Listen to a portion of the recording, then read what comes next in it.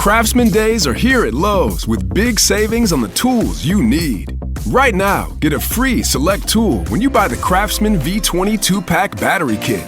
Whether it's the backyard, the bathroom, or beyond, Craftsman has the tools to help you power through and get the project done right. Because DIYing is unpredictable, but your tools shouldn't be. Shop Craftsman at Lowe's today. Valid through 6/18 while supplies last. Selection varies by location.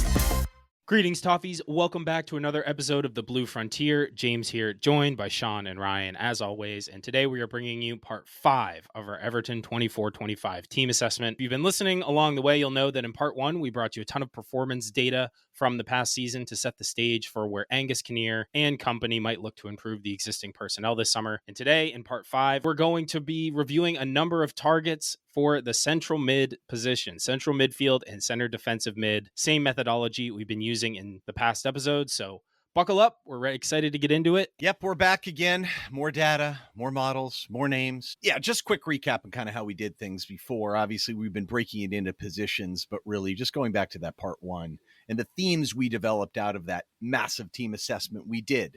And we've got them listed 1 through 7. And so as we get to the individual positions, today we're going to look at center mids and defensive mids. Moyes typically prefers 4-2-3-1. So that's kind of what we're thinking. I mean, you got to start somewhere. We'll kind of pull out what we think the main elements of those things are and look for players to satisfy those, but not before we don't look and see what we currently have. And well, be honest, we currently have some numbers there, but we need more. And as we get into names, we'll do the same thing we've done before. We'll look at freeze, we'll look at relegation bargains, then we'll run some data models, look at what it spits out, look some links and some interesting names maybe from here in North America. So without further hesitation, we've got Idrissa Gana guy, think so? A little interesting. We haven't seen that kind of concluded. I'm hoping that's just because he's away on Senegalese duty. We have James Garner, who has been penciled in next to him. And the models, we're going to look at performance from last year. Mangala will be in there too.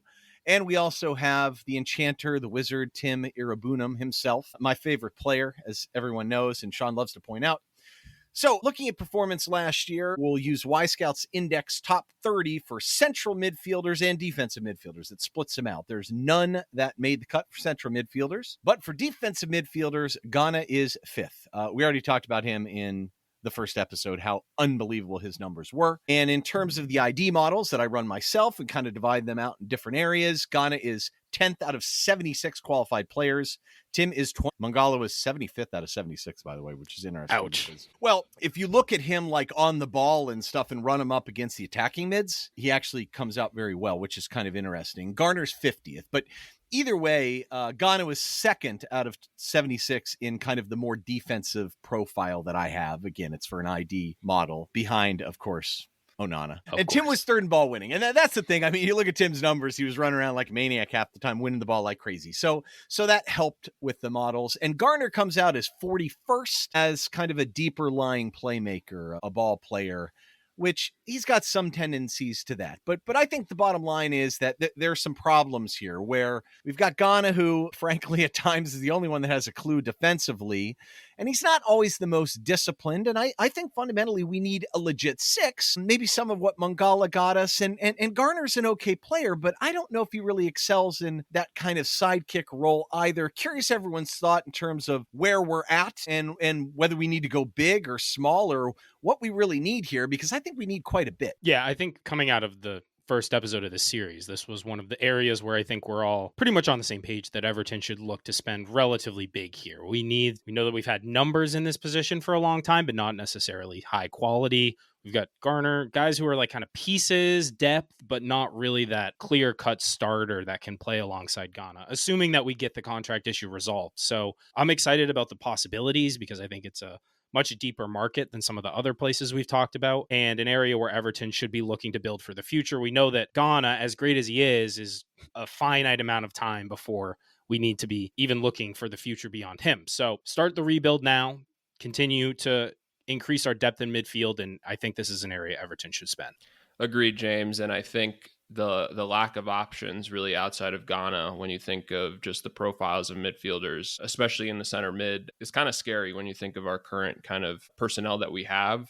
And then, of course, we'll get to it. But I do think, there could be a potential of not spending as big as we might have to on right wing, right? And still getting some very high quality options that could really supplement the team, not only for just kind of the future, but even for present day contributors. So excited about that. But for sure, it's a need, right? And then especially with Ghana, right? You think of AFCON, he's going to be out for that. And so we're going to have just kind of a tough December, right? If we don't address this position. A long December? Sorry. So yeah, I think and as a unit is really where you need to solve some problems. I think you can deal with some different profiles as long as they kind of work together. But of the 7 themes, 4, 5, and 7 are the big ones. Need better ball progression. The center mids and fullbacks in particular cannot rely on Njai dropping deep and just running with the ball. Charlie the same way. You've got to get the ball to those guys closer to the goal. So it'd be nice to see some guys that can do that. Get it into the final third, move it up the pitch. Ball retention. Center backs and center mids have got to work together to be able to control the ball so they can push the cams and the wingers up the pitch. The wingers cannot be defending the whole match. Even fullbacks up the pitch just to get numbers. And then ball winning and containment. I think the challenge here was that if players are pushed up higher, especially the fullbacks, if you're going to have some more wingback guys, the DMs need to cover for those guys, especially under Moyes. That was a big change than what Dyche did. Probably the biggest change, where you saw Ghana doubling back and covering for fullbacks, which is a normal thing to do. Ghana is really the only guy sometimes that could really stop the counter and win the ball back. So we've got to address those things. So I would think that lends itself to 2 kind of generic profiles. We'll get some mismatches here, but a defensive mid that can sit deeper, like someone that's a legitimate 6 with a little bit more discipline. If that person can ping the ball around a little bit, great. Someone that can protect the center backs a little bit. I think that's a need, whether we find the right person there or not. And then I think kind of having that guy that can get on the ball and either ping it around, with some freedom as a deeper lying playmaker, or a guy that's really box to box and get the ball up the pitch. Either way, whether they carry it or pass it, don't really care. Someone that's a little more active, that's athletic. And I think we need to improve the athleticism too in the midfield very much as well. Yeah, would fully agree with that. And so with that, we can get into our list. It's a lengthy one this time. We're talking about 2 different profiles in one episode. So excited to get into it nevertheless, though. Yeah, and look, starting with it, it's hard to peg guys perfectly too. So starting with the more defensive mid guys rather than a center mid that's going to fly up and down the pitch. I mean, Thomas Partey's working on a deal with Arsenal. There's not many people out here. Jorginho's off to South America. He's the classic deeper line guy that can ping it around. Charlie Cruz Azul, nowhere near good enough. Thiago Mendes. Al Ryan is 33 at this point. Can you believe that? I think he's going to Sao Paulo. Remember, we were linked with him a bunch. He's actually profile-wise makes sense, but not at his age. There are some center mids that are free agents, Decore being one. I don't think Verratti's headed to us anytime soon, or Koke. Christian Eriksen's more of a cam. Josh Brownhill at Burnley. Now look, I'm happy that Sean Dyche has gone away so that this isn't a temptation. I'll tell you what, though, in his credit, I mean, he played as more of a cam. I mean, he was second in goal contributions in the championship last year. Wow. I know, unbelievable. Sounds like he West scored Ham's a lot, go and him. He was very central to their team, when it came to scoring goals, which was not very common for Burnley. They really liked defending, especially James Trafford with that shutout streak. I mean, I'm not interested in him. I'm not interested either. But do we underrate him maybe? We will see, right? I think, especially in the Premier League, whether he stays at Burnley or whether he goes to West Ham. Yeah, I mean, if he's kind of further up the pitch, I think that could kind of show some of his strengths on that side. But yeah, as a kind of center mid, no thanks. Yeah, I think he's actually a decent player, but I think there's obviously just that kind of disdain for anyone who was linked to us while Dyche was here. Any Dyche adjacent player is going to get not maybe the most favorable first impression from Everton fans, which I think is fair. But yeah, probably underrated in our estimation. Yeah, good right foot. I still think he's basically James Garner when he plays deeper, but that's just me. Mario Pasalic, 30 years old at Atalanta. I think they're working on an extension with him. Former Chelsea player, 6'2", made 23 starts this season with Atalanta. I don't think this is a real option, but I like him. I mean, if you're looking at free agents here, I mean, this is a guy that does take care of the ball. He's a good passer. He's got some creativity from deep, and he can help get the ball up the pitch. I mean, I don't think it's crazy to look at some guys like this, but I don't think this is really necessarily a go or anything. But I really wish we did look a little bit at guys like this. Yeah, I think this is the type of depth signing, right? I mean, you're not going to be able to sign the exact young up and coming profile. There's probably going to need to be some stopgap options when you need the numbers that we do in this position. Yeah, I think one thing to consider too, if you're going to get young players in, it's always good to pair them up with maybe someone from their home nation or whatnot. So like if you're going to go get a young player that's either, I mean, he's obviously not Italian, but he's, from that league or from his area. I think stuff like this always helps. So that's always in the back of your mind, guys like this. Okay, one guy that I know Shan likes, Josh Da Silva. He's only 26, but I mean, this guy's been injured so much, Sean. I mean, he's a good player when he's healthy. Yeah, I think the injuries are probably, of course, the biggest worry with him, and I think it's very valid. I will say in his defense, more on Brentford, they've had some just nasty injuries, right? So I do wonder if it's just kind of sport physio with them, and greener pastures are kind of, for the Aaron Hickeys of the world, and let's just say, Josh Da Silva's, right? So for me, I think he's a good player, and I think his value is at a place where, let's just say on a contract, if you were to look for him, I don't think a 2-year deal is crazy. But I also think he's somebody from an upside standpoint that could help the team, right? And I think from a depth piece, when you look at Freeze, right, I think he's somebody that should be interesting. So whether he goes to us or somewhere else, I think he's a good player. It's just the injuries, very concerning. So what about the relegation candidates? There are a lot of people that went down, and let's be honest, Leicester has a lot of options. So I'll zip through them real quick. So Harry Winks, he's 29. Wilfred Ndidi, 28, can play defensive mid and center back. Rumor has it, release clause of 10.5 million euros. Missed 2 months with an injury. Definitely has an injury history. Interesting, they lost 8 of 9 when he was out. Oliver Skip is only 24 and can play center back. And Aboubakar Soumare, 26-year-old, super talented. He can get on the ball. Probably costs, maybe they might get 20 million euros for him. Any of these guys interesting at all to you all? Well, I can just ask, Rude's opinion for Harry Winks, as he was basically kind of axed from the team. So I would say a massive no to him. Wilfred Ndidi out of that list is kind of the most interesting. I don't think I'd pay the release clause. I think if the club was to be interested, this is where, Nick Hammond can use his expertise to negotiate a better fee. Another guy that's probably going to be gone with AFCON, just FYI. But somebody I think is a depth piece that could be valuable. It's just so funny, right? He had one of the worst Premier League seasons when Leicester went down the first time, had a good championship season, and I think had a decent season this year when he was healthy. Oliver Skip, probably one of the club's worst signings in recent memory, so no thanks.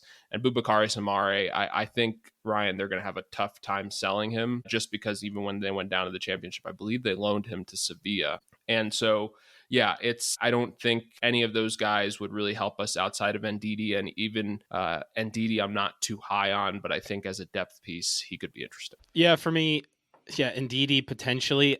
I do I'm just a little confused by Soumare because he's so big and looks like he should be so strong, but he just isn't as combative as you'd want him to be, and looks a little clumsy, but decent on the ball. He has some decent numbers, but for 20 million or thereabouts, I just think it's a little bit too high risk. Not an option, but a guy who had so much potential just feels like he's kind of petering out and not really realizing it, because physically, he looks like an absolute monster on the pitch. Yeah, he's so soft. He drives me crazy. I mean, the ball will be right next to him, and he's in lovely position and everything. He's massive, he's quick, he's athletic, and he just sits there and stares at it. Other times he'll go after the ball and pick it up if it's loose, but he won't win battles with guys. I don't care what the numbers say, too. He drives me crazy. If this guy was on the team, I think I would replace Tim Irabunum with my frustrations. At his age, no. I just don't think he's good enough either. Too bad, too. He's got everything that it takes except for mentality to be a fantastic player. What about the two guys at Ipswich Town? Calvin Phillips, he's 29. Oh, where does the time go? And what about Cayuste Genslis? Is that right? 25 years old. He's a big, strong guy. I mean, he has some skill. Runs with it a little bit. He's kind of an odd player. Like when I've watched, he does some strange stuff and kind of gets cut out in space a little bit, in my opinion, in his defending. I don't know if he's good enough. He's kind of an interesting profile, though. No, any takers here?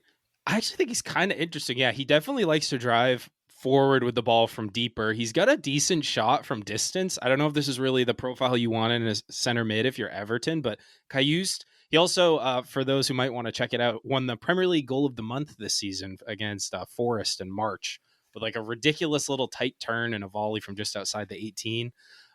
Yeah, defensively, he's a little suspect. I think, if you wanted a maybe slightly more attacking profile, he might fit the bill, but a true center mid, I'm not really sold on him. He's a big guy too, big, strong guy. I mean, he's got some of those elements, but yeah, no, I don't think he's quite good enough. It's just kind of inconsistent. I mean, it's one thing if you're 21 and have that physical profile and those glimpses. I mean, that's how you describe an inconsistent and a mediocre player, frankly. A player that is inconsistent at age 25 is probably just not that great a player, But it's hard. You see these players all the time where they have these glimpses, these great moments, and maybe you get blinded by their highlights and you think, wow, they're really good. And then you watch them on a day-to-day basis. You're like, God, they make too many mistakes. Joe Aribo, 28 years old, can play center back Southampton? No, I think he's, I give him credit. He's been at Southampton for a decent amount of time. He's been a pretty, I think, important squad player to them, but I don't think he's somebody that I think would really help us. I think he's just more of kind of almost a third stringer fill in on either kind of spot. And I feel like we should go younger, on those positions. So cheap depth. I actually think he's versatile in that sense, but also, he was at Southampton and Rangers prior to. I think he's probably a little more accustomed to like a possession style that I don't really know Moyes cares to play, but could be cheap and versatile maybe, but yeah, not really an option I'd consider. It would be nice to have that fourth kind of center back profile to be someone that can maybe fill in some other places. But yeah, I mean, indeed, he's probably good enough to fill that role, but his age and price probably not. Well, Ryan, we have that with Michael Keane, so I don't know what you're talking about. He can fill in, both at center back and striker. I will say not only is Aribo an international, but 34 caps for Nigeria. So he's a true full international. We're doing that whole thing. He's an international. Like, I love that one. That's my favorite one. Like, I know. Who gives a flip that this guy played left back for the 47th ranked international team? I mean, did you know that Yusuf Tramidi is a U21 Portugal international? This is the stuff. You're just all right. Let's keep it moving. Ruining the pod. No. Okay, so relegation candidates outside of the UK. 2 players at Venezia in Italy, one of which, Gianluca Busio, 23 years old, center mid from good old America. So I'll say this. When him and Tessman were there together, I thought Busio was the better player. I actually like Busio. He just is a little bit lightweight and not quite enough muscle to really hang, I think, in the Premier League. Not necessarily the best fit. I'd like to see him get a chance somewhere, though. I really think he's a good player. His right foot's very good. He's more technical than people realize, maybe a little inconsistent, but I think he's a below average player typically in a top 5 league, maybe an average at best. So this would be more just to get an American. And I don't think Chick Conde, his buddy, it looks amazing in the data too. He broke his fibia, though. I don't think he's good enough either. I'll pause for a second before I get into the trio, some of the more experienced guys that might be interesting. Busio not good enough? Yeah, he's probably not quite good enough, but he does like to get forward into the box. He was one of Venezia's more progressive players, but for his he does move the ball forward. And his lack of strength, like he uses his body well to shield the ball and like create space, but I just think that the step up in level would probably expose a lot of those flaws in his game. I just think he's a little underrated as an American player. I don't know why he's more of an afterthought than some other guys, like when him and Tessman were playing together, everyone would rave about how good Tessman was. I'm like, dude, Busio's a better player. What are you talking? I know, pardon me. I know he's doing a great job in Ligue 1, Yeah. Sorry, Bluest. Tessman's not real great. Anyway, moving on. Okay, I got a trio of older guys that are part of relegation teams. I think all these guys are okay. The first one is Matteo Pessina at Monza, former Atalanta player, 28. I actually think he's a pretty good player, honestly. Kind of more of a center mid, but he can play a little deeper too. Real Valladolid, Florian Grealish. Remember us getting linked to him before? 29 years old. He could play anywhere. He'll play center back. He's actually pretty good in the air. He can play defensive mid. I love his skill. The touch is still there. The passing is still there. He could play as a true 6. He's not that quick. He's not immobile. He's kind of soft, though, too. So, and then at Leganes, Renato Tapia. Guy's a beast. 29, 6'1", will absolutely break you in half. I think he's way too slow personally. Any of these guys interest you? And could this be one that maybe you match up with the player? Like Grealish, the German guy. Like, could you, if you're going to go get like a younger German player, I'm leading here because you know where I'm going with it. But he could be the 4th center back too. Thoughts? Are these guys good enough? Worth looking at? No? Yeah, I think Florian would be interesting, right? Of course, we've had prior links with him. I know, Ryan, you will get to, the player that you're talking about pretty shortly. The other two guys, not so much. Could see Pacina maybe being a fit for Roma as they kind of scan the free market. But yeah, I think, but it's also one of those things too, where I think we need to be a bit conscious of, a player like Florian Grealish, like would probably want to play a decent bit. Right. And I don't know, especially if we're going to look to make some kind of splashy signings, right, what the avenue is for him to play. Right. So it's just, I think that's the one thing we got to kind of look at when it comes to these type of things. Yeah. For me, Grealish would be an interesting one, but ultimately the other two guys, I don't see it happening. Second episode in a row where we're all passing on Grealish. Grealish. Well, yeah, it's one you don't see it happening. I really do think the Matteo Pacina is a really good player, though, honestly. Yeah. I think he's super underrated. I think I'll bet you someone decent takes a shot at him and he turns out okay. But yeah, I don't see it happening. Now, here's a thought. What about the West Ham guys? All right, look, you've got, again, we've moved past relegation. So let's talk about some guys that you might be able to get on loan. Because I could see a stopgap, especially you got to think about it too. We don't even have all the recruitment guys. We finally hired someone that's going to be in that role. Maybe we are not going to have as big a window as we think because we're arriving late. So maybe stopgaps might be a wise thing, especially if you're going to give Moyes a lot of authority in the window.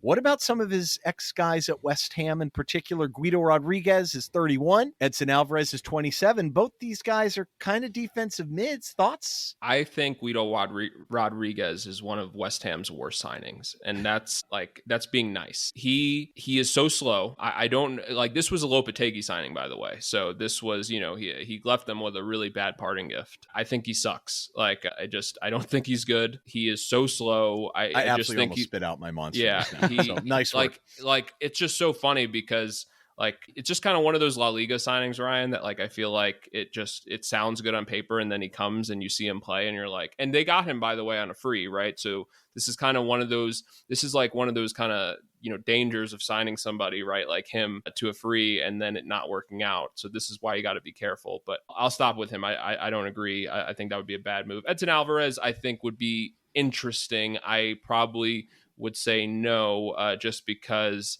I really think when it comes to what Everton are looking in that profile, right, I don't think he really fits the bill there. But hell no on Guido Rodriguez. I got some pretty strong opinions on these guys, but I want to hear what James thinks first. Yeah, Guido Rodriguez, you really can't overstate how slow he looks. He looks like he's running in a pool when he runs on the pitch. It's crazy, even when he gets going.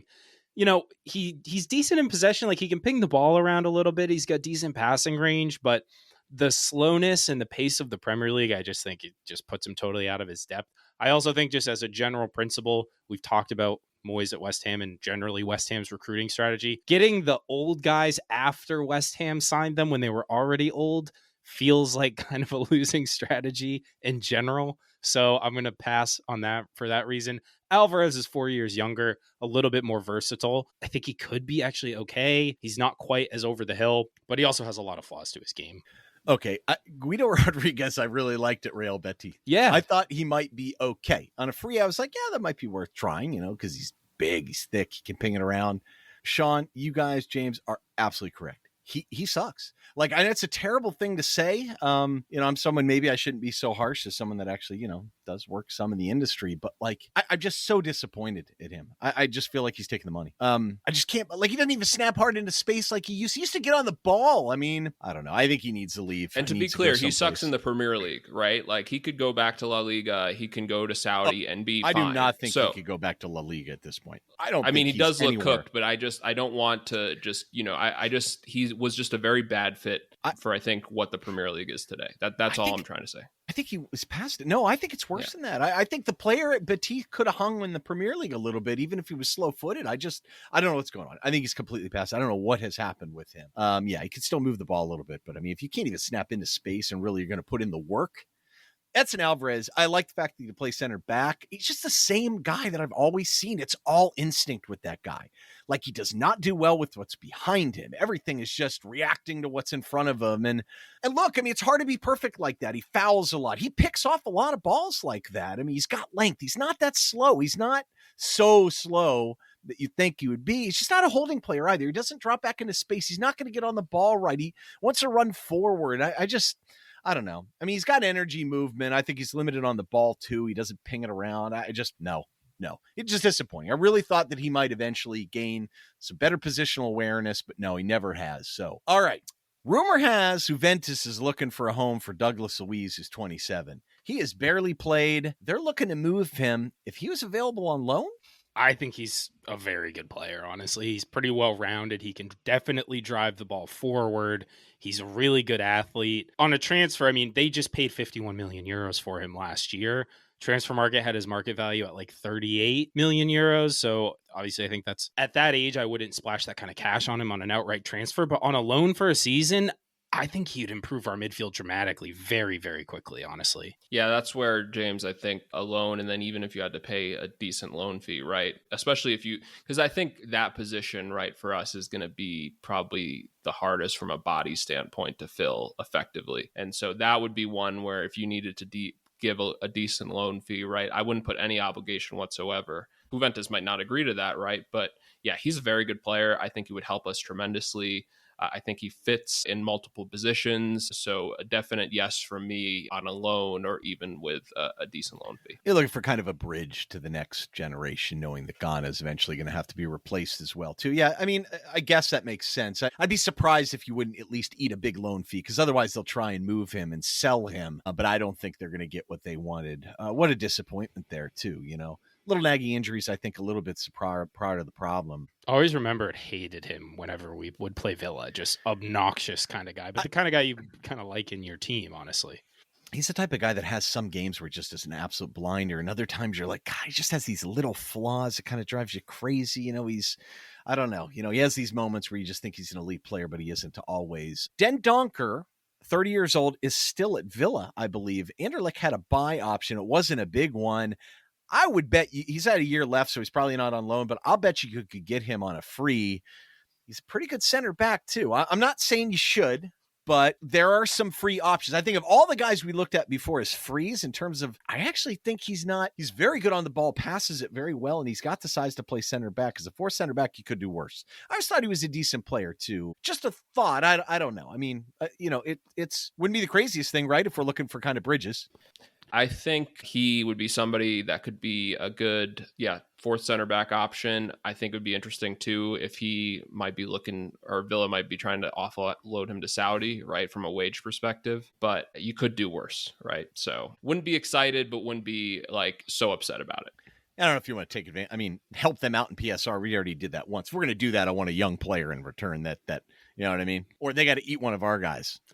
Yeah, for sure. I mean, as a depth option, Den Donker actually could be pretty decent. Multiple positions. He's pretty physical. He can definitely just plug up the middle in terms of playing center back, like a lot of blocks, clearances in his profile, and decent at pinging the ball around a little bit. So if you want some of that, honestly, yeah, I wouldn't be too upset if we signed him. Yeah, maybe as kind of your fourth guy on center back and mid. Yeah, I think better than Michael Keane.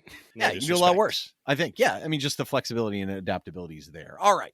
I don't think anyone, though, is totally in love with some interesting options. I think we talked about spending some money. So let's first talk about a couple different data profiles. So the sitting six profile.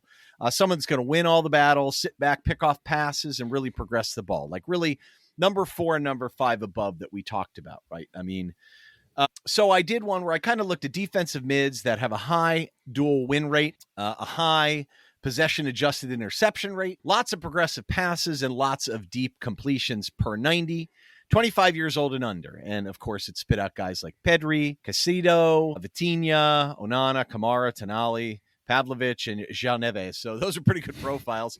Love to have any one of those guys. Not going to happen. So some of the guys that started spitting out that may be gettable. Felix Menka from Dortmund, former Man City youth. He's almost 25. A little surprise to me. We talked about his brother at Wolfsburg. This guy's massive. He's like 6'3", 6'4". He's an absolute tank. He almost looks too big. Had a ligament injury last year, recovered. I mean, Dortmund paid 30 million euros for him 2 years ago from Wolfsburg. I feel like him and his brother both moved there from City. I think this guy's going to be very expensive. I don't think they're going to move him for anything less than 50 million, knowing he didn't play a lot last year. I don't think he's as good as maybe some other people. Maybe someone else will think so, though. But this is the type of profile that's very interesting to me. He certainly has these flashes of moments on the ball of class. Can get a lot better. I think if he was 22, I think I'd feel a little bit better, but starting to get a little older, you think maybe he should be a little more consistent overall. I don't know. What are you guys' thoughts on? He's understandably, given his size, pretty good in the air in the midfield, like you probably expect. Some of the stuff I saw from him on the ball, he can be at times like pretty patient and waiting for the defender before he tries to like take guys on, making moves. But I also saw that he kind of takes some unnecessary risks sometimes, both lying deeper and further forward. Some decent creation numbers from him last season getting forward. He started about half of Dortmund's games, so not getting a ton of minutes, or Wolfsburg rather, Dortmund. So yeah, not a ton of minutes. They probably be looking. I just think you're taking a guy who's not getting in their team and they're going to look to make a profit on him. Yeah. Cost prohibitive for me. Legitimate 6 though, with the physical build. I mean, he does fit the descriptor. Great athlete. A lot of money though. Yeah. A bit too much for my taste personally. At that age, at least. Like everything about him. I'm not opposed to spending 40, 50 on a midfielder, but I don't think he's the one. Sean, is this a guy you spend 40 million on? No, I think there are other options out there. And like I said, I've said this a few times during the pod, and it's just, kind of exciting. But yeah, for me, I think interesting profile. The age kind of also pushes you to a place where you want more of a finished product, as well as somebody that's just going to truly transform the midfield. And I don't see him being that. So another name I threw in here too, because the data spit him out, even though he's not really considered a 6, which is Yassine Adli. 24 years old, from Fiorentina, is on loan from Milan. Big loan fee. They had a buy option for 10 million euros that they didn't take. I was a little surprised about that. It's very interesting. He didn't play that much down the stretch, but at the end of the year, they started playing him deeper, and I actually thought he looked okay there. I just don't know if he's quite a 6, if his ball control is quite tight enough, but he does make things happen. I mean, he's got size. 6'1" Frenchman. I'm just not sure if he's a 10, 8, 6. I just thought it was an interesting name to note. I think he's a pretty good player. I just don't know if he would deal as well with the speed and kind of lack of time on the ball in the Premier League. But when he has a little bit of time on the ball, he makes things happen. He's a very talented guy. He can ping it around a bit and get forward and score goals. He's got length. I don't know. He was thought of as a very big prospect multiple years ago. I think he's maybe hit a ceiling a little bit. Interesting player, maybe not exactly what we'd be looking for, though. Yeah, I think about some of the conversations we've had in the latter half of the season about how a lot of our players in general just sort of lack precision in the pass and like putting the pass on the foot that he needs to be able to then quickly transition. And from what I saw from Adley, I think he lacks some of that precision as well in possession. I think he has the precision in the passing, James, but I don't know if the receiving kind of contributes to that a little bit, because when you're tall too, it's really hard to have touch tight. It's true. It's hard to have tight control. And what a lot of people don't realize is if your first touch isn't perfect, you have to adjust when you pass. So it might not be that. But yeah, I agree with you. I agree. He just doesn't seem quite it's not that precise. The ball's not stuck to his foot. Yes, exactly. But he does love a cutback. The dude loves to cut back and try to beat guys sort of that way. But yeah, for me, decent option. They Fiorentina didn't take the 10 million buy option. So you'd think they saw him for a season and elected not to pay that. So if you could get under that, could be interesting, but not so sure. The Premier League's not great for those dare to be great type situations. Yeah. You know what I mean? Yeah. It's just not the best league for that. I bet you someone takes a shot at him and maybe he peaks a little later is good. Sean, no for you? No, I just think I don't really think he really solves any of our issues. And I think from a depth piece, like I feel like, as James kind of said, we have some of those players, right? Of course, the skill sets aren't the same, but I think the frustrations will be. Yeah. All right. So a couple of these other guys that the data spit out that are unlikely but interesting. I'll go through these pretty quickly. I don't think we had a shot at any of them. Diego Gomez, we'll say in this instance, because he's not Brazilian. Brighton. I don't know why they were playing him deeper, but that's how he came out in the data. Interesting. Marc Casado, 21, Barcelona, 30 million market value. We're not getting him. He's probably more like 50, 60, one of the best young midfielders in the world. Tom Bischoff, 19 years old, Hoffenheim, joining Bayern on a free. Typical Germany, just how it is. Like they just have to give their best play. I feel like it's like a toll. Yes, yeah, exactly. Maximo Perrone. I love this guy, watching him back in the day in Argentina. He is looking like he's going to join Como on a permanent. Another guy to Como. He's been on loan from City. He's very good. I think it's probably going to be around 25 million pounds or euros, somewhere in that ballpark. Kind of one that maybe got away. Be an interesting guy. He's a true 6, a real true one. So another guy that I used to watch around the same time as him, who I think might be a fit, I'm curious your takes on him, is Santiago Hesse.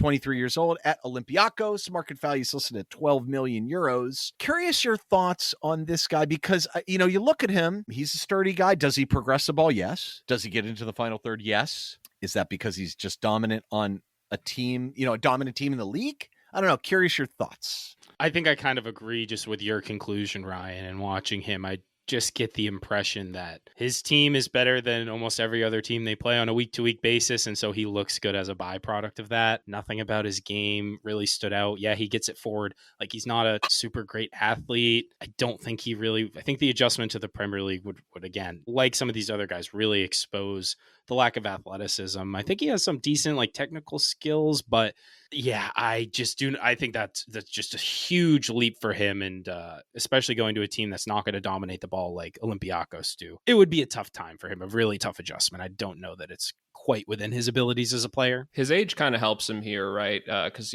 23, it's a decent place, but it's funny, right? You watch kind of the highlights of him, and anything he does well, right? He has time and space, and so if he gets closed down in the Premier League, what does he do, right? And I think he would struggle. And the progression, is interesting. Even kind of some of his passing, I think, is very crisp, so he can definitely ping it, and especially in the attack, which I think would be welcome for us. But I really worry about the adjustment to the Premier League. I know we just, really destroyed Guido Rodriguez. I don't think, of course, different age, different profile, but you could see a little bit similar result in regards to him just not being able to do some of the things just because he's so compressed or so pressured, right? And the Premier League, I give that, the clubs credit, right, for figuring these things out pretty quickly, right? So he might start out well, but clubs, I think, would figure out that if you don't give him time and space, he'll struggle. That's an interesting comparison, because Guido obviously came up with River and Defensa, and Heze was at Huracan. I watched him at Huracan quite a bit too, and definitely sturdy, strong. And I agree, James, he can move the ball up the pitch a bit, and he's got some technical skill, and he has size. He's a tough guy. He will absolutely kick you. I just don't see him as a great holding mid in the Premier League. I agree. The athleticism isn't there, but one interesting number I did see is in the last 8, when they kind of play some of the topper teams, he only had one match in the last 8 where he had to pass into the penalty area, which is interesting too, because throughout the year he pinged it around and was and you saw him in Europa too. Like when they pin the other team in, he's great. He'll get the ball and keep putting pressure on them and stuff. But yeah, I just don't think he translates at the higher level. I wouldn't take a chance at him in the Premier League.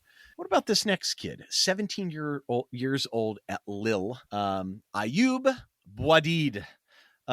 Sounds like someone from a recently adapted Frank Herbert novel to film. Boadid. Anyway, sorry, it's a terrible joke. But regardless, he doesn't look 17. You will not see many guys that are 6'1". He has a decent build on him that are as smooth and is natural and athletic. You always see the scanning, you see the natural abilities. He's complete natural in his position. He's not super impactful yet, but the sky's the limit for this kid, right? He probably wouldn't be cheap. You got to remember this name if you're listening to this pod, because in a few years, everyone's going to be raving about him, and you can say, hey, that's, I've heard about him before. Some of you may have already heard of him because, yeah, at 17, he looks at least 3 or 4 years older in terms of physical maturity. And honestly, some of his game is pretty mature as well, but still kind of figuring things out. And I think at Lille, played just over 1,000 minutes this past year. I think he got 11 starts for them. So still developing, still super young. I think he needs a lot of game time. I don't know that he'd get it here. If you're looking to invest for the future, which I don't think Everton, I would say buy him and loan him back to Lille for a season. But if you're going to spend 30 million, which I do think he's worth that at least, you want to get that sort of at least immediate return, a guy who can contribute minutes. And he could probably do that, but he's not ready to start in the Premier League for sure, but awesome player and bright future. Ayoub Boadid. The one thing I will say about him, though, I like the fact that he's not trying to overplay and extend himself by pinging it all over the place, because I think he has the ability to do it. You know what I mean? Some of those guys you see and they just feel like they have to make this big impact and they hurt their team.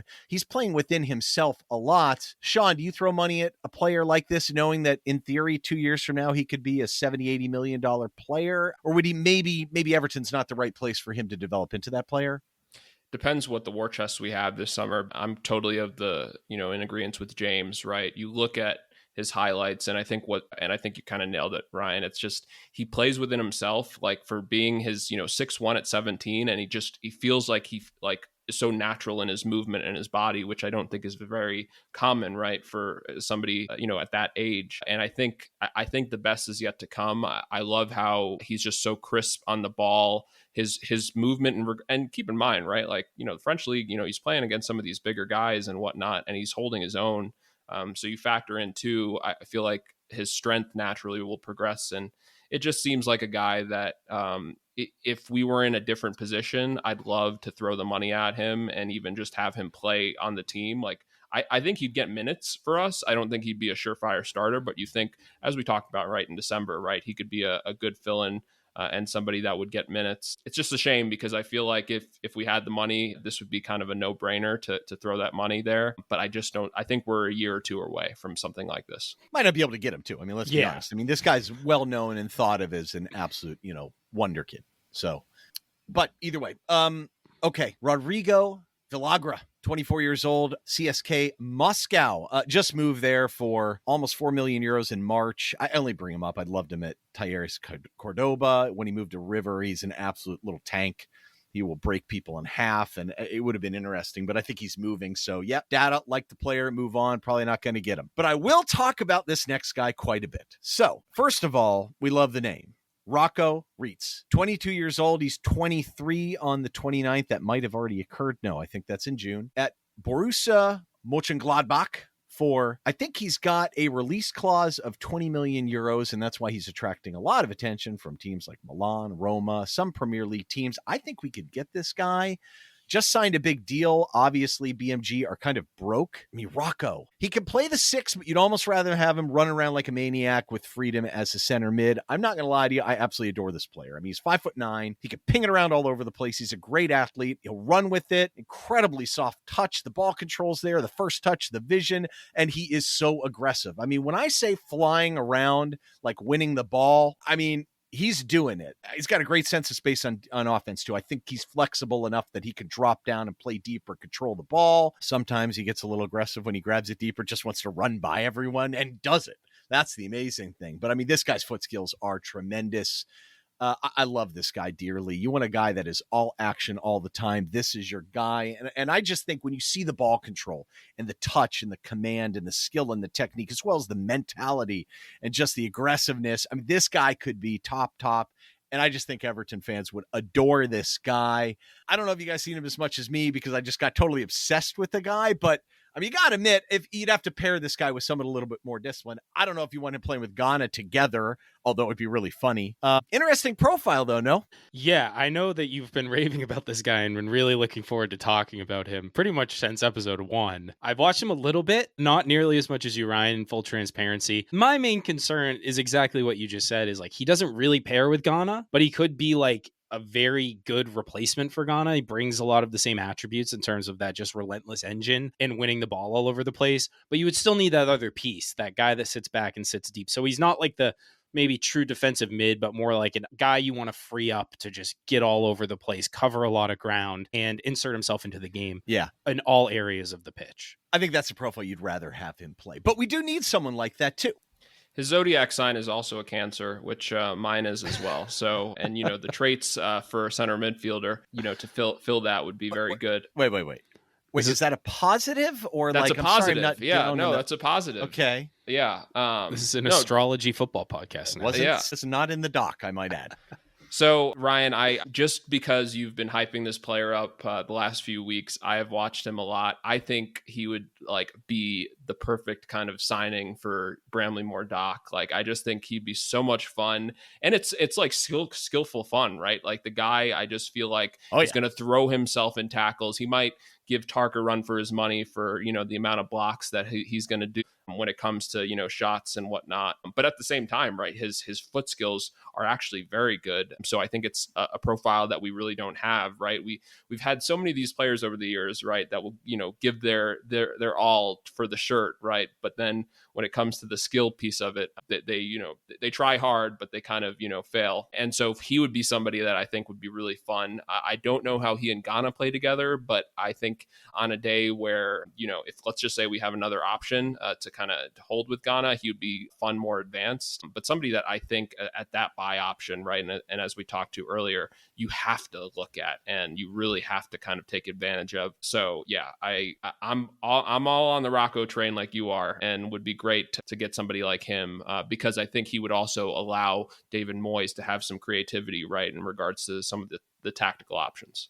Last thing on him in terms of his partnership with Ghana, I do think, as Ghana continues to age slightly there, and we know that he's a good possession player, I do think you could try to give Ghana that more conservative role and ask him to just sort of move the ball around a little bit, which he's accustomed to. I don't think that's how you get the best out of him necessarily, but if it comes at the expense of now you've got this other younger guy with fresher legs who can just do a lot of the same things that Ghana does at his best, you can still have a pretty solid player in Ghana in that more conservative, deeper lying role. For me, that's a heck of it. I pair them both together and just say, go win balls. Let's go. This guy is just, I'm telling listeners to please go watch this guy just because it is pure entertainment. You'd love to pair this guy with someone like this other fella who comes through the data, and that is Hugo Larsson, who's 20 years old, plays for Frankfurt, can play center mid or defensive mid. He is 6'2". And let me tell you, folks, you will not see a 6'2" guy that is cleaner on the ball than this kid. I remember when I was first watching, I'm thinking, like, what's the big deal here? He's tall. He doesn't look that athletic. Every touch is just absolutely perfect to the point of almost unbelief. Like I'm watching it and I've started looking around. I'm like, how have I not watched this guy before? Sometimes I'm critical of a guy in the Premier League that maybe doesn't have the physical profile. Now he's tall. He's not necessarily that fleet of foot, but I mean, if you want a guy that gets on the ball, keeps the ball and gets it into the final third in the penalty area, crisply, accurately, he is absolutely your guy. I will say this. He's almost so skilled that I wish he was a little more nasty because he's a big guy. He's a good athlete too. He's not a bad athlete. His feet are pretty darn good, but just not elite. Spurs tried to go get him. I think they said they'd pay 50 million euros for him. Frankfurt 160. They might get it. So this is too much for us. This is the type of guy that we need direct from Malmo, not Malmo to Frankfurt to us. It'd be a dream to get a guy like this. You know what I mean? But this is kind of the profile. I mean, the guy that can just, like, NJ doesn't have to come back the ball for this one, man. He finds space. This guy pings him. But either way, lovely footballer. Another guy that really I encourage people to go check out and play. And Frankfurt team's a fun team to watch too. Thoughts on this one? No way can we afford this, but man, it'd be amazing. Yeah, awesome player. So clean, like you said, Ryan, on the ball.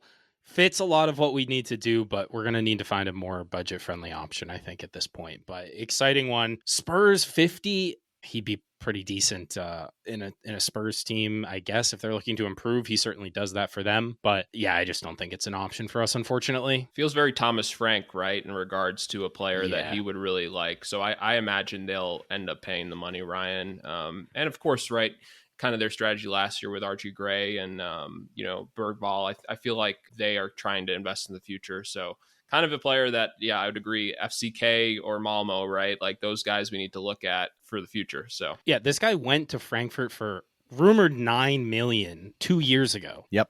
So that's exactly to your point, Sean. Now you're talking 50, 60. That's the market you need to be in if you're Everton. It just stinks too because we didn't have money before, because this is like the Dan Purdy recruitment bread and butter. Like that's the guy you want to do this stuff. And not to say we can't do that either, and hopefully we make some of those investments, but either way. Okay, moving on. Pierre-Emmanuel Ekwa, 23, Saint Etienne. He's on loan from Sunderland. They have an option to make it permanent for 7 million euros. I don't know if they're going to take that. They're not, because they're going down.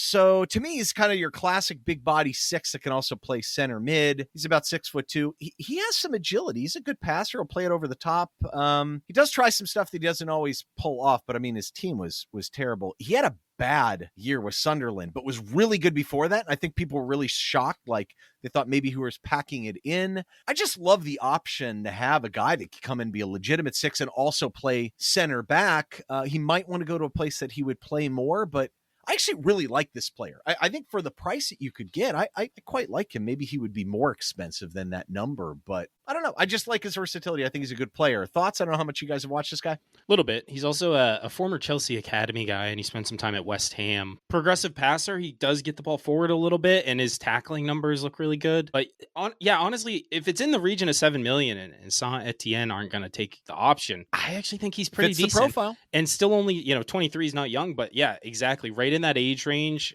I think he probably is underperformed, so you might be getting a better deal than you might otherwise for a player who I think has actually a pretty high ceiling. So Ekwa's one that I am kind of intrigued by, to be honest. This is where you take these risks, right, in regards to these type of guys, because if they don't pan out, it's not the biggest deal in the world, right? You probably are able to still sell them, even if it's at a little bit of a cut rate. But yeah, I'm much more pro giving, the 5 to 7 million range for a guy like this that has potential, is a little bit, kind of all over the place in regards to his past performance. But if the team sees it in terms of, a talent, I'm all for it. Yeah, I like Ekwa a lot, actually. I think he could fill in that fourth center mid too. I like that type of profile. Okay, let's go move through a couple of these guys quickly.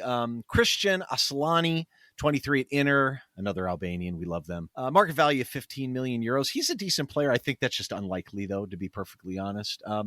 Marlon Gomes, 21 at Shakhtar. If you remember, this was a Vasco player, 777's own. 10 million euros is his market value, more of a center mid, in my opinion. He was kind of like this all-action guy. He was everywhere when you watch them play in Brazil. It was a bit of a stretch for him to be there. He looks a little stronger. I think this guy's a really good player. It's amazing how much ground he covers. Not maybe a goer, but I think it's an interesting profile. All-hair team. Lovely head of hair on this guy, Liz. That's for you. So thoughts, feelings? Maybe, probably not, but I like the profile. Maybe in a year? Yeah, so I think this is kind of one of those that you would look at, let's say, if you miss out on a Rocco Wrights, right? Like, I think that's a guy, especially, let's just say if the market value is 10 million. I agree with you, Ryan, from what I've seen with him in terms of just kind of covering the field, right? We don't really have somebody like that. So even if the skills are a little bit just kind of all over the place, think that he could fill a role. 21, so the age is good. And yeah, we need more guys in the all hair team, right? So, and Charlie needs friends, all right? So as our first signing of the year, he needs some friends. Yeah, this guy's decent on the ball and stuff too. He just, I don't know if the physical profile quite makes it there, but I'd keep an eye on him. I think he could be a guy that's going to go to a big club in a year or two. Do you want to talk about Sambi Lakonga, 25, Arsenal? He has a year left in his deal. I don't think they want him. Look, when this guy was coming into Arsenal, I thought he was perfect for us. Big body, could ping it around from deep, was really good for Luton Town in the league.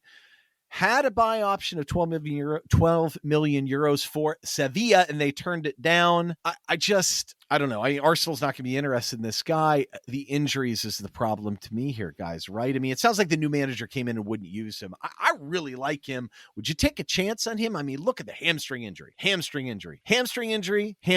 strain, hamstring injury. That's the last year or two under transfer market. He has missed a ton of matches. Maybe not worth the risk at 20. Great player, but 6 hamstring injuries in the last 2-3 years, all of which he missed basically at least 3 weeks to a month for.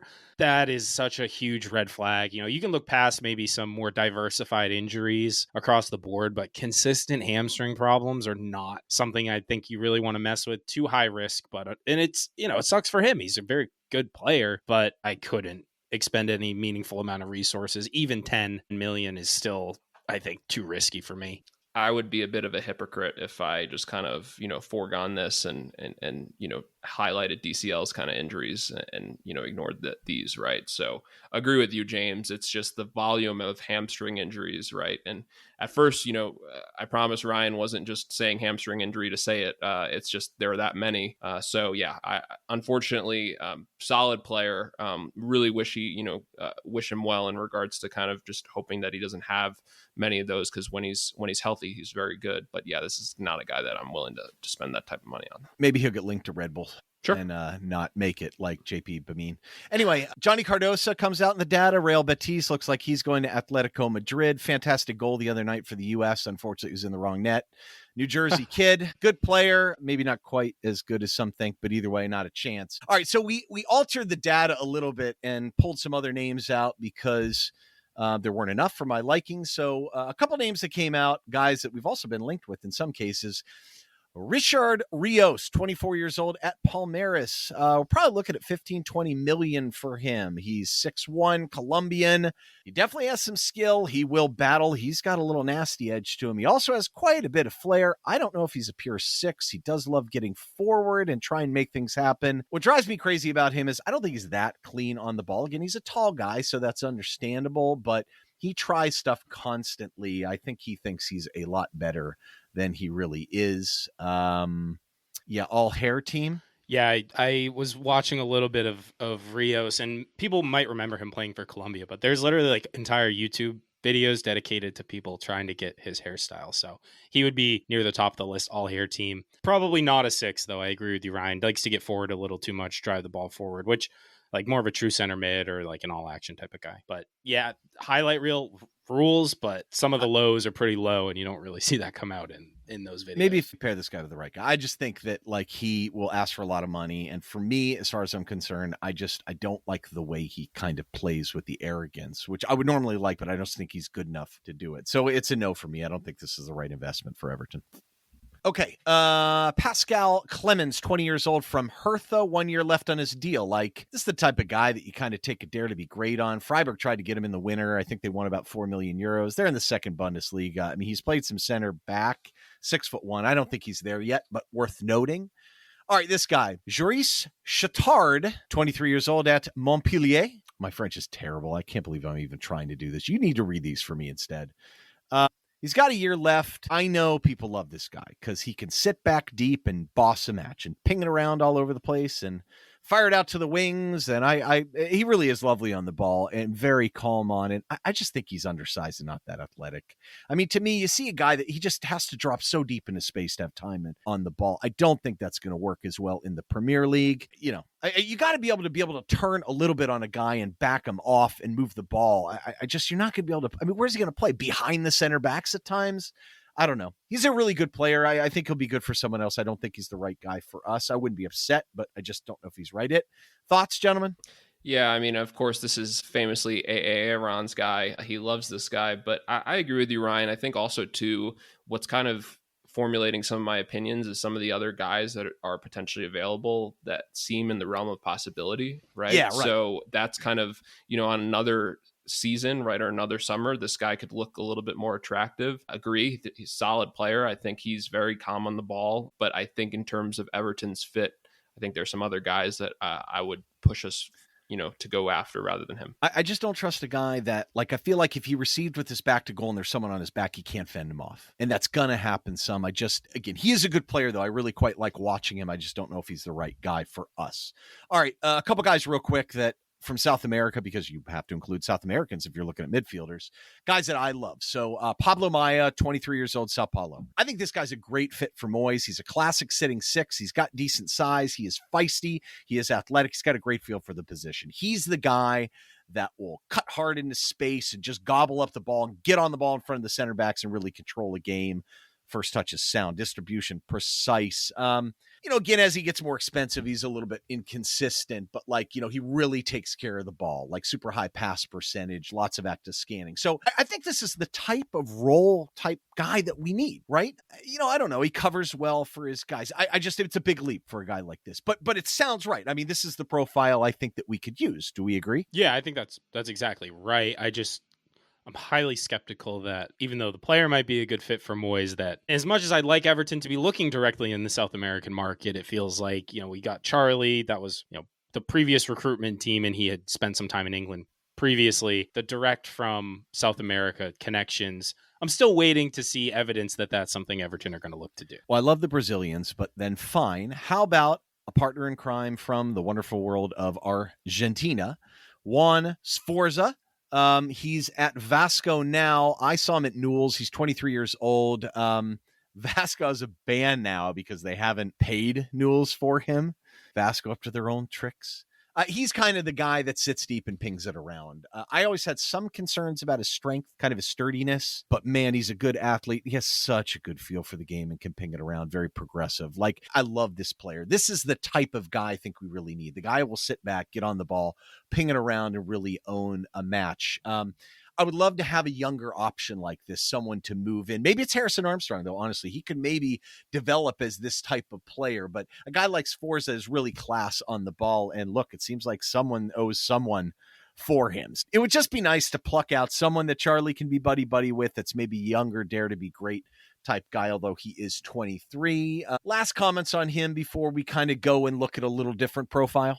Yeah, so I think to James's point, right, like another player that would be interesting, but I feel like in terms of the structure, right, I kind of need to, almost see us actually spend actual resources in South America, right, before we start to take some of these links seriously, right? Of course, Charlie is a unique example, right? Of course, Premier League experience, but yeah, it's kind of one of those where would love for us to really look at that market, but I think we're a season away from doing that. And Moyes has shown willingness to deal with anyone from anywhere. That's nice, but I don't think he was a massive fan of Charlie to begin with, and I think the contract indicates that, to be honest. So maybe that's not someone who we should be buying to cater to. So data, looking at different profiles now. Now we're looking at lots of defensive actions, accelerations, progressive passes.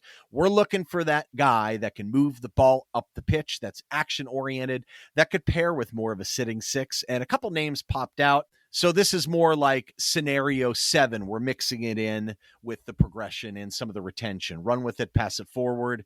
Shockingly, Rocco Reeds' name, the least surprising thing ever, pops up again. I'm telling you, this is our guy. Nicolo Rovella, 23 at Lazio. No, 2-year loan with Juve obligation. But this is the type of guy that, had we got on earlier, it would have been a lovely match. A couple interesting names in here, though. Tommy Doyle, 23 years old at Shan's favorite club, Wolves. Didn't play that much with Wolves. They had João Gomes and Andre, though. Cut him a break. They bought him for 10 million euros. I kind of jumps out at me a little bit when I watch him play. Thoughts, gents? Sorry. Yeah, he's kind of an interesting player because to your point, Ryan, he was more of a super sub. He almost kind of played the Tim Irbunam role for them, except just, better. But I feel like he cleans up well. I feel like he's somebody that will truly just kind of be all over the pitch. But I also I don't know what he does well. That's the hard thing with him, is just when I watch him, he just kind of is everywhere, but I don't know exactly what he's doing. So that's just kind of where someone like him. Does he do anything badly? No, I don't really think he does any. He doesn't do anything well, but he's not I can't point to a deficiency with him. He's just kind of a hard player to watch in that regard. And I feel like that's what Vitor Pereira thinks, right? In regards to, he's not getting really. It's 2 reasons why João Gomez and Andre, of course, are number 1, number 2, but I also don't think he's the type of guy that I think would really help us. Well, now, wait a second, okay? Just because Vitor Pereira can't develop midfielders like Frank Lampard does not mean you need to take shots at him. I didn't. Man City this Youth, is the first time I didn't take shots at him. It's but yeah. Man City Youth, though, you start to see that profile. James, thoughts? I kind of like Tommy Doyle. I'm not going to lie. I kind of like him, too. I feel like he's good progressive passer. He's more possession oriented, can control the ball quite a bit. I don't know if as a physical profile's not bad. Yeah, he's not the biggest guy, but he can be a little combative. I do worry about some of the physical side of his game. He did also talking less than 500 minutes played in the Premier League for Wolves last season. So the game time's not really there, but at a low risk move, I actually think Tommy Doyle is a pretty interesting option. Just talent-wise, I actually think he's pretty well-rounded and a decent option for us. Yeah, I probably wouldn't go for him, but I do think he's maybe an interesting guy. That's why I brought him up, and does look good in the data in terms of that. All right, one guy that's been talked about a lot, Hayden Hackney, 22 years old, Middlesbrough. Market value is 10 million euros. He's been hyped up a lot, maybe because Aidan Morris has carried that Middlesbrough midfielder. Aidan Morris, I actually thought was questionable, but he's actually done better and has gotten better and better. I actually think he kind of bosses the midfield for this team. I don't think Hackney's that good, but people are talking about him for 20, 30 million euros. I'm not seeing it at all. I don't know if you've seen anything from this guy. It's just the class on the ball is not there. I don't even think he's that athletic. I don't know where any of this is coming from personally, but he's English, I guess. He must have signed the Fabrizio subscription, Ryan.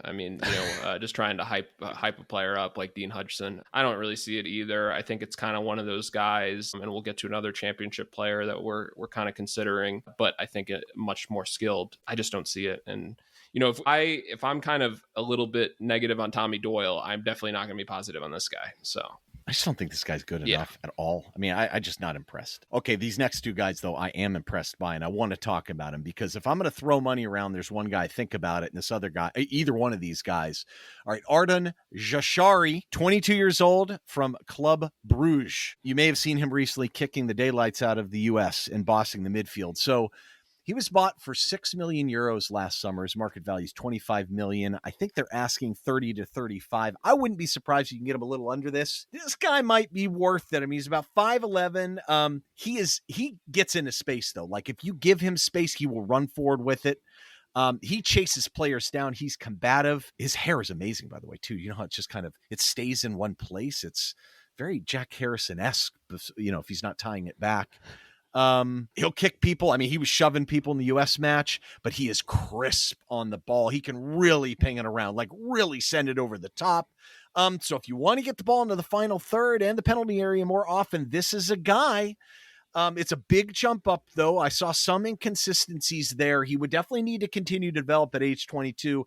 I maybe wouldn't pencil him right in as an automatic starter, but you give this guy a year to adjust the league, you could be looking at a legitimate deep-lying playmaker who can move the ball up, who is active. Evan, I think he's strong enough or will get strong enough. I think you guys have watched this guy, too. I got to admit, I really like him. I think he's a really talented player. Yeah, I think this guy's awesome, to be honest. I'm also a big fan.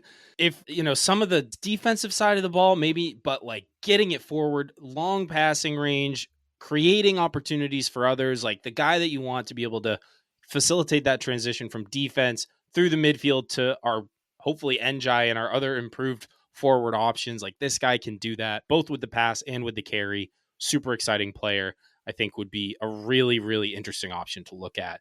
Even as like a more expensive one at a higher price tag, you see super high ceiling and potential for phenomenal return, and a guy who I think is gettable for us in the sense of like you pitch him sort of this idea of a stepping stone project, come here for a few years and we'll turn a profit on you and move you on to a big club, because I think he's really destined for a pretty high level club in the long term. Or we become that big club. Yeah, well, that would be nice. That's like the aspirational goal, of course. I love this guy. I think like to James is what he's saying. Like, it's funny as we talk about like Larson, right? Like he's got some of that nastiness, right? That Larson lacks, but very he's true. not. He might not be as skilled, but he's supremely skilled. And so I think from a player that is in our kind of realm of like a reach, right? I would easily pay this money, even if it's the 30, 35 million, because he's just somebody that I think would really help us. Agree, Ryan. It might take him some time to adjust to the league, but I just feel like the combativeness that he has, you know, combined with, you know, how crisp he can be with the ball, just a high potential guy that I think his floor is pretty high, but his ceiling is really high. He's probably my number one option out of this whole list. Really like him. I do think he's kind of in the realm of, you know, splash the cash, right? For a guy like this. Could really help us. Yeah, Jashari. I mean, I also like the age profile, 22. I feel like he gets a little bit stronger, a little quicker, you know, a little more physically developed and a little more consistent technically, which is a very natural thing, I think, for a player. He's got the first touch. He's got the feel for the game, too. I like this kid a lot. All right. This next guy would be expensive, but if you want to transform your team, Lamine Camara, 21 years old at Monaco. The only thing I could say negative about these guys, he's a little undersized. Like he's a little bit too confident sometimes with the ball when a big, strong, athletic midfielder gets on his back. But let's be honest, there are a lot of big, strong, athletic midfielders in Ligue 1, and I think that's why they do so well translated to the Premier League. But oh my God, this guy is lightning. I mean, he might be the quickest defensive mid in world football. Like loose balls, he gets to him so quickly and takes off with them before people can even react to it. And he pings the ball all over the place. Like if he has the ball deep, like you have to pay attention. You have to. You get a guy that can run in behind from deep. I mean, he'll ping it 60 yards immediately without even thinking twice. Look, I mean, there are some inconsistencies here, but he's 21. My problem is we're looking at 50, 60 million euros. Probably, but God, someone's got to take a chance in this guy. I mean, he would be spectacular. I don't think he's the best match from a physical profile with Ghana, but I don't think you can be thinking that way necessarily. He is undersized, you know, and I just, there's some concerns about that. I think you'd have to say, okay, this guy's going to get on the ball, run around like a madman. We'd have to pair him with someone who's a little more sturdy that can kind of cover for him at times. But I mean, this guy's wonderful watch, right? Yeah, I also big fan of Kamara. Super active, gets involved in all like tackling like a maniac, just really, really impressive speed. And I think, like, yeah, the physicality might not quite be there. He might be a little undersized, but when you can compensate for that with so much pace, I think it offsets it a little bit and kind of. And he's 21 too, right? I mean, he's not going to get weaker. Yeah, it's a different type of player. Like, you don't have to be the big, burly, physical defensive mid. Like, you can be quick and technical and just be very calculated in the tackle and all that sort of stuff. And yeah, I mean, he is certainly active off the ball and would ping it all over the place. So the price tag, again, maybe a bit ambitious on our part, but dare to dream. But we did. We said ball winning, right? And we said progression and retention. He delivers all those things, right? Exactly right. You guys are forgetting about one thing, though. Agent Ghana. I mean, the Senegalese international, right? It's just we need more Senegal midfielders, and, he would fit the bill. So agree with everything you guys said. I think I'd just be repetitive. He can, I mean, you watch the highlights, though. He can ping a ball. So it's just, as Ryan mentioned, I think he would kind of, unlike Ghana, right, who definitely has kind of some progression and passing in his wheelhouse, I think this guy takes it up to another level. So it would be interesting to pair both of them, because I think we'd have just so much speed and just so much like recovery in that midfield that, like, I would wonder how teams would kind of just break us. But at the same time, I do think a more conservative partner probably needs to be with him. It would be kind of funny, though. You put O'Brien and JB behind Ghana and Kamara. I mean, if you need guys to get stuff off high shelves, you got the back line. If you need someone to get down low, there you go. Get stuff under the couch. Okay, linked players. Some of these are going to blow my mind, but I'm going to say them anyway. So EFC Daily has mentioned this guy. I'm going to give it to someone else to take this one on because I'm just not sure how I feel about it. Yeah, that is from EFC Daily, from Ben Jacobs. Yves Bissouma is aware of this volume of interest. Even Everton, I'm told, could come into the mix as well. From Spurs, of course, previously Brighton. I don't know, guys. I mean, he's a decent player. Maybe not in Thomas Frank's plans. I'm kind Jose wants him at Fenerbahce. He's more than welcome to go to Turkey, as far as I'm concerned. I don't really think that this, out of Brighton, I actually liked him quite a bit, but he's a good player. He's unequivocally a good player. I just don't know that I am super sold on him at Everton, to be honest. Turning your nose up at him? He walks into our team. I know. Well, I mean, he does improve us, but like we talked about so many more exciting guys. It's just such a come to earth moment that we're just looking at Spurs cast-offs. I'm more interested in the second guy, Ryan. I mean, that is a conversation point, and we'll just get to it. So the Toffee Blues, Everton are interested in Getafe midfielder Christantas Uche. The 22 Nigerian international has a $25 million release clause, but Getafe are willing to negotiate. Leeds, Chelsea, Atletico Madrid, Newcastle, and Brentford all interested. What a crew that is. Thoughts? Well, he's 22. I mean, he moved from the third tier to Getafe just last summer for like almost nothing. You watch this guy play. He's 6'2". He's thick. He's just playing center forward for them. So I don't know how on earth. I know it suit, if that's even how you pronounce it. And the sad part is I have watched some of players in that league, but for another reason. He played 6 for them. It was kind of bizarre. He's so big, and look, he's pretty quick in terms of changing direction, adjusting the ball. I just cannot imagine he can get on the ball as a 6. $25 million? I mean, Jose Bordalas must be like a magician there to try and get $25 million for this guy. I know that's his release clause, but Getafe are willing to negotiate. Yeah, obviously, because you're not even getting half that for this guy. No. I cannot imagine this guy being able to play center mid or defensive mid in the Premier League. No. Yeah, is this? I mean, at face value, might be like this is a case of a player being really versatile. To me, it's like, where the heck does this guy even play? Like, he's two totally different positions. It doesn't really make a whole lot of sense. Great athlete, good physical attributes, but the price tag is just ludicrous. It makes no sense. All right, next link. Vinny Souza, defensive mid, center mid, 25 years old, Sheffield United. Wolves might also be interested. Wonder why. Must be a Gestafood kid. 2 more years on his deal. Sounds like it's approximately 20 million euros. 6'1", big, strong guy. He's got some decent ball skills. Should this be a guy we are interested in? Lots of chatter on Twitter about him. No. Yeah, I mean, it's...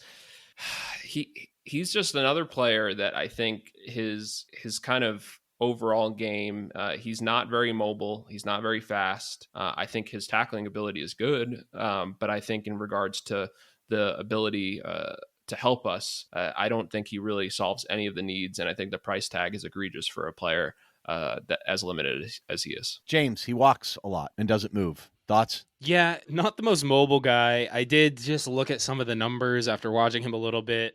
Find this kind of hard to believe, but for Sheffield United last year, combined tackles and interceptions, he led their team with 144 combined. Next highest was 108. So he was busy, if not, in terms of making the actions, just not necessarily the most mobile off the ball. So positioning is decent. Yeah, but he's a beast, man. There's no question. He wins every battle, but I mean, he just doesn't put in the effort or the mobility on the ball. He's 25. No, absolutely not.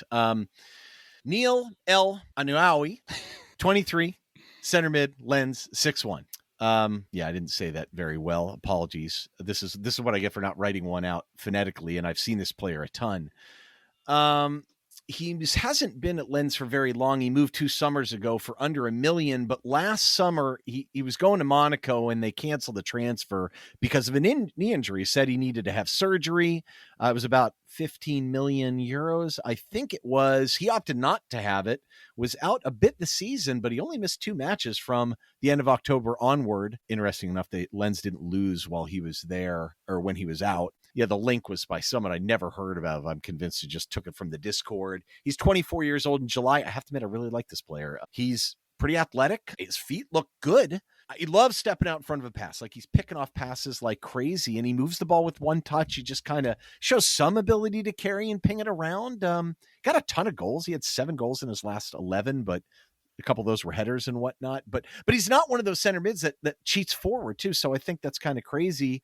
Tell you what, for 10, 15 million euros, you can do a heck of a lot worse from this guy, assuming his knee's in good place. I actually quite like this guy. I think he'd be a very useful player. Yeah, I think he's actually also a pretty good fit for what Moyes wants to do. Like, active on the defensive side of the ball, gets a lot of like blocks and tackles, but also then gets forward, like the transitionary stuff. Maybe not the best, most disciplined in like possession, but he makes things happen with the ball. He doesn't just like retain possession for the sake of it. So I think he's kind of an interesting option as well. I like him a lot. Right age profile. The injury is a little concerning, but seems like that's kind of in the past. So I actually am a big fan of this player. I love the first name too. El Anawi, but his first name's Neil. That makes sense. Yeah, I mean, he seems like he's a fit for the Premier League too. I mean, don't you look at him physically, James, and think like maybe? Yeah, absolutely. I think everything about him seems like he would really appeal to someone like David Moyes in the style of play. I really feel that way. Price tag looks decent. If his knee's okay, Sean, maybe? Well, I think he kind of falls into the Equa bucket, right? In the sense of it's a good risk for the club to take at that price. And I think the player fits, as you and James mentioned, the play style that we're trying to do. So if they go for him, I'd fully be supportive. Yeah, I like him a lot too. And I could see him playing even as a 6 a little bit. He's shown some versatility and he's a smart player and disciplined as well. Okay, one guy that we've been linked with so many times, Habib Diarra, Strasbourg.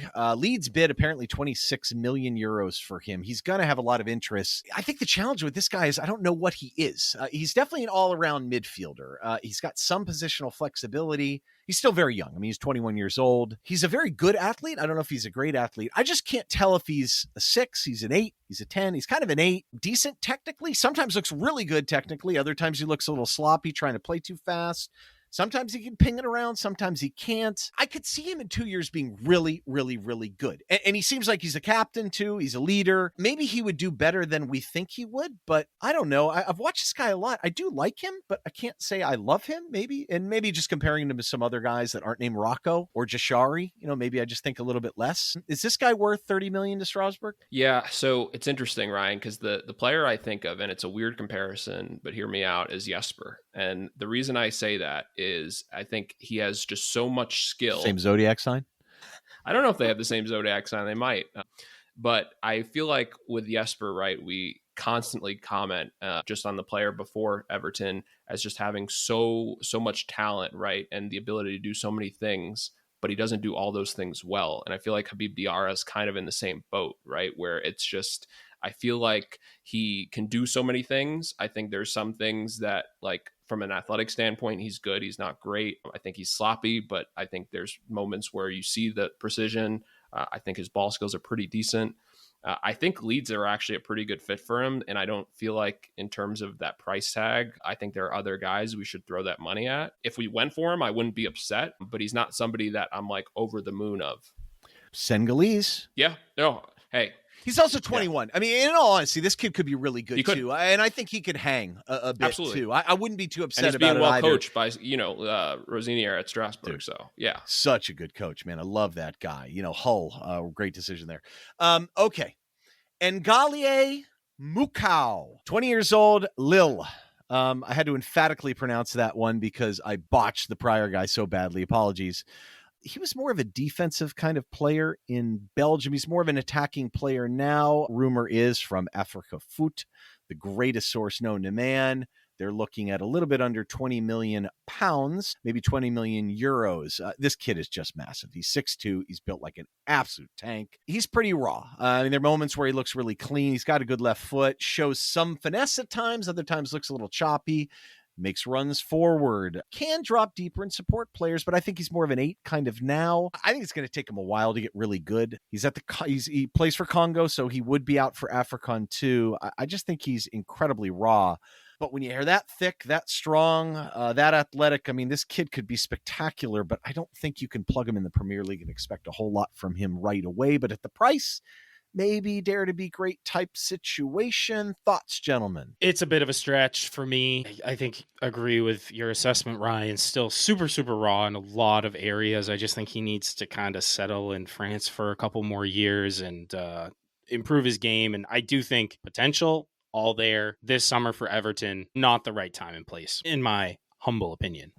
This would be an interesting one, right? We talk about Ayoub. Like, this would be an interesting guy to buy and then actually loan back to the club if the club had the cash, right? Sure. But I agree with James. I just don't think he's the right fit at this point in time. But great profile. All right, Mohamed Diomande, 23 years old, Rangers. We've seen a couple links here. He's played a lot more center attacking mid recently, but he's played D mid and played center mid. 6 foot tall, very skinny, very fast. He gets bullied off the ball at times. He's very active. The one thing that's crazy about him when I watch him is when he runs with the ball, he's so smooth. Like it's just stuck to his foot. Loves a through ball. Like tries to cut through lines like crazy. I mean, he just takes the ball. He loves running with the ball. Like it doesn't matter where he is. He'll be rolling over and taking off with it. Like it's almost like his first touch when he's standing still. It's actually not very good at times. Like when he was playing Cam with his back to goal and someone sent him the ball, it was like stone foot. Not that bad, but it was a little bit rough. It wasn't that clean. But when he takes off with it, it's like it's stuck to him. He's a hard eval for me. I don't know. He gets a little locked into the ball at times too. And other times he doesn't attack the ball at times. He's terrible in the air for a guy that's tall and can leap. It's like he doesn't even go after it. He's a really strange player for me. I probably wouldn't take a chance at him, but he's interesting. I don't know if you guys think differently. He's a tough eval for me personally.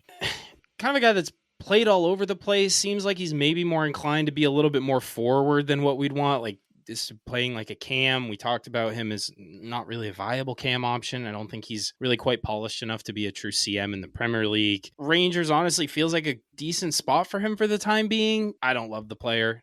Doesn't move the needle. Yeah. It'll be interesting really too to see how he fits in Russell Martin's system, right? Because if he doesn't, then it's probably a player they're looking to ship off. Would be like, I feel like out of the amount of links that we've had, it feels like a pretty decent one, especially now with Purdy and Thelwell being at Rangers.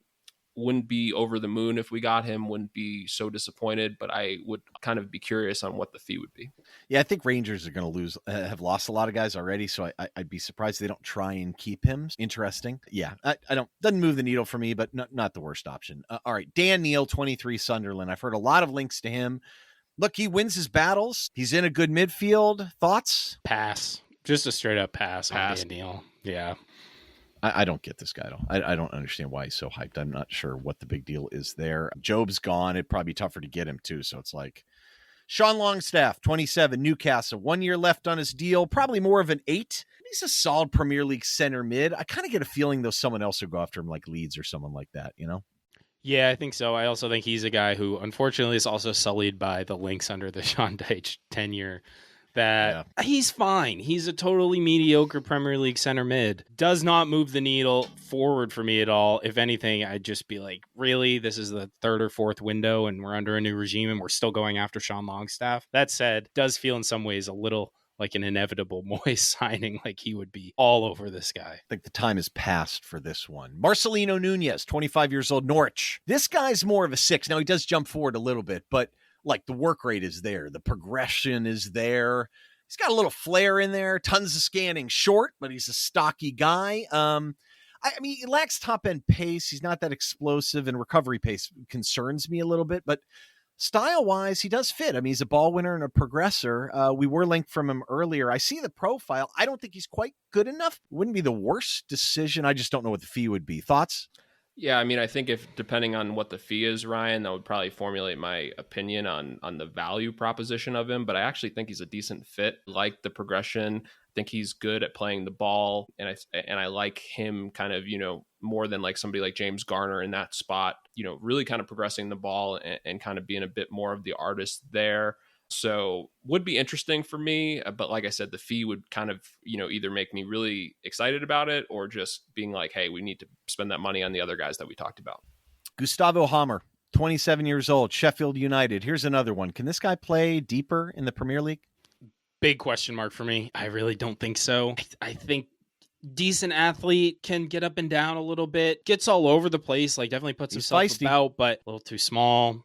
I don't know. I don't think he really gets a ton of game time at Everton as a really, really like depth piece, maybe, but just not quite there for me. I don't think so. I mean, I think I call him the quad A player, like fantastic in the championship, like really impactful. It wasn't impactful in the Premier League. Leeds, Fulham, Brentford are looking at him. They can look at him as far as I'm concerned. Too undersized. Love the fact that he's feisty, but him playing deeper just get run over and just not good enough for me. And he's 27. So nope for me. All right. We're going to talk about it. Thomas Suchek. I know he's been playing more cam, but I don't see how he's going to play that. I don't see this one at all. And I don't even understand it. Any comments worth mentioning on this? He's so slow. He has no agility whatsoever playing back. So really nice passer of a ball, and he's great on set pieces. But any interest at all in this guy? If Thomas Suchek and Guido Rodriguez were in a race, the race would never end.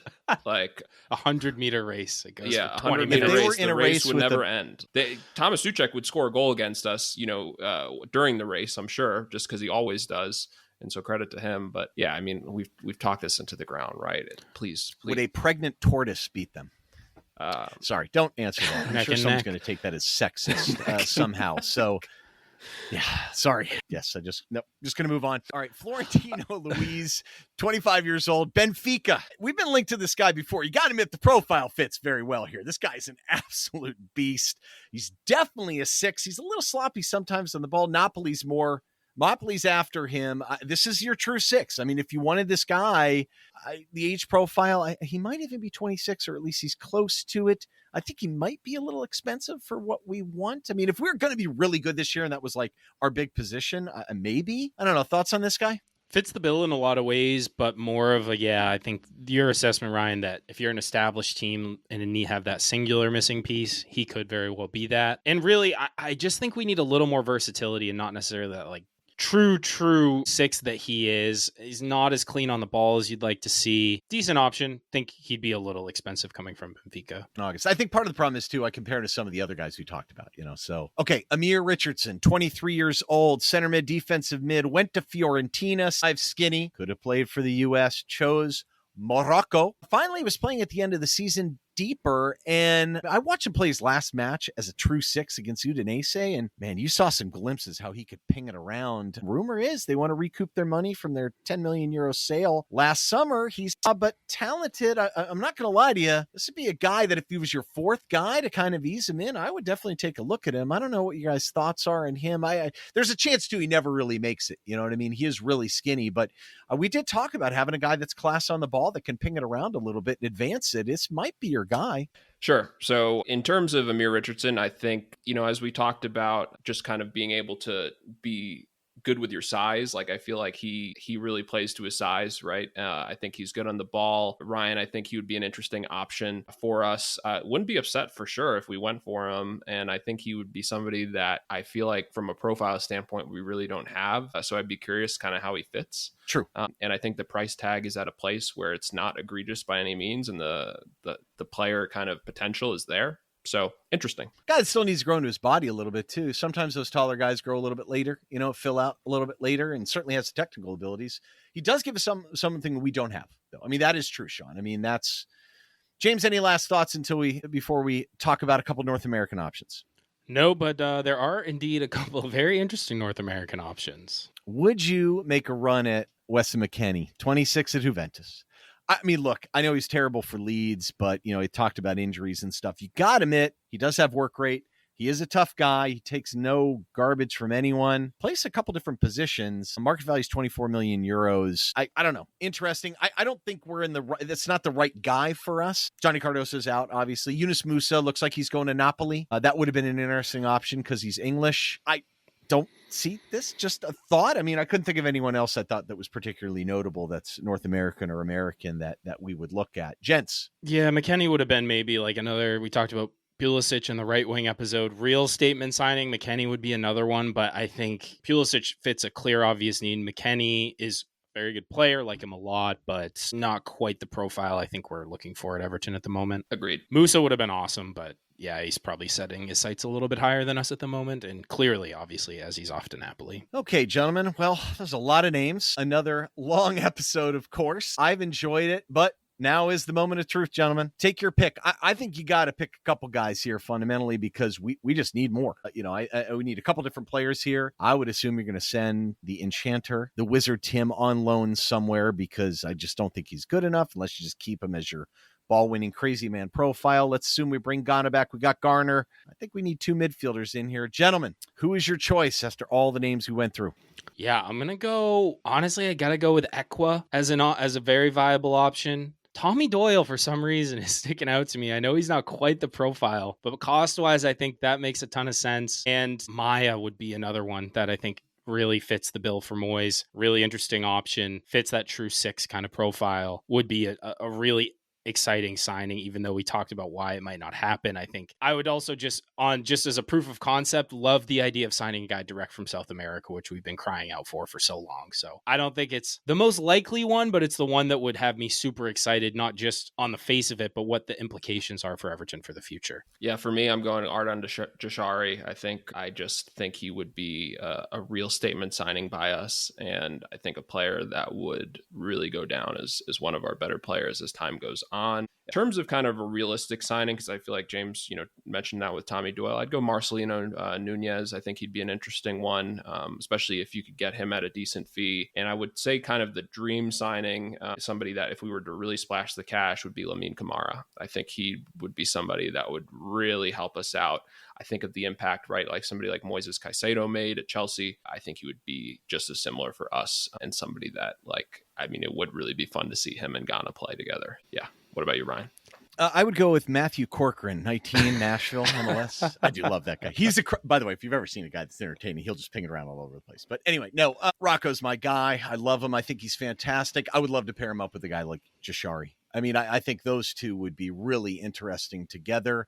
I love Ekwa as an option too. I love the South American guys as well. But I'll tell you what, if you're going to go big, you can get him. Kamara would transform this team. He's a really exciting player, and it would be fun to see. And I mean, Neil El-Anawi, I think, is a really interesting player too. He's in the mix. All those guys, I think, are in the mix that could really help us. I think a combination of those guys. I like his size and sturdiness as well. And I wouldn't be too upset if they made a play for Diarra, but to me, Rocco's like the fun guy. If you match him up with the guy that's a little more disciplined, that's a little more sturdy, I think you've got something there. But look, there are a lot of names here, guys that could really help us, but those are kind of the guys. And I like Ekwa too, James, like I said. I really like him. I think he's a useful piece. So that's my thought. But yeah, Rocco's my guy for sure. Yeah. He's my first choice. And I think it's worth spending a lot of money on a couple guys like him and Jashari, maybe that could really change. They would transform the way this team plays, I think, quite a bit. So anyway, final thoughts, gentlemen, before we head off back into the sunset. Part 5. Man, these things are getting long but involved. Hopefully people enjoy it. Yeah, I hope everyone, Sean, I'll hand it to you if you have any final thoughts and I'll wrap. Yeah, it was funny because Ryan, before we filmed, was just saying, I don't think this one's going to take that long. And of course, it's our longest one. But some really exciting options. I think for me, it really makes me excited going into the summer because I truly feel like some of these guys are attainable. Would hope that our kind of committee of sorts feels the same way as we do about some of these guys. But there's no question that if we get somebody impactful here, it would make a massive difference to the team. Yeah, we talked about it at the top. I mean, this is a much deeper market than some of the other positions we've discussed. And I think this episode is proof of concept of that. I also have to give Ryan credit for, as smart a guy he is, he displays a remarkable level of naivete about how long these episodes are going to be before we start recording. They're always longer than we expect. This one's a monster. But as we could make it fast, but I didn't want to ruin it. I wanted it to breathe a little, gentlemen. Yeah, we had good flow, and I enjoyed it. And hopefully you did too out there if you are still listening at this point. One last thing, Ryan. Go ahead. R.I.P. Brian Wilson. R.I.P. Brian Wilson, indeed. Throw on a Beach Boys record. Remember the man, and hopefully you enjoyed this episode of The Blue Frontier. Thanks again for listening. If you enjoyed the show, leave us a rating and review on your podcast platform of choice. Follow us on socials. Links in the description. Get in touch. Let us know. Leave us a comment. All that good stuff. Join our Discord. We'll be with you next time. Until then, up the Toffees.